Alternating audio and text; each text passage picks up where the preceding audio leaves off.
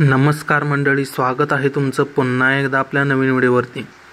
तर मित्रांनो, आज सोन्या 50-50 केसरी मैदान पार पडत आहे आणि या मैदानात सर्जा, चिक्या आणि बकासूर कोणत्या सीमेत पळणार आहेत ते बघा। त्याआधी मित्रांनो, आपल्या चॅनलवरती नवीन असाल तर सबस्क्राइब करा, जेणेकरून अशा नवीन अपडेट तुम्हाला मिळत राहतील। तर मित्रांनो, सोन्या 50-50 केसरी मैदानात पंचम हिंद केसरी सर्जा आणि रेड्डी माळशिरस मास्तर चिठ्ठी निघाली आहे। सेमी क्रमांक 9 मध्ये तास क्रमांक 7 वरती या सेमीत सर्जा आणि मास्तर पळताना दिसेल।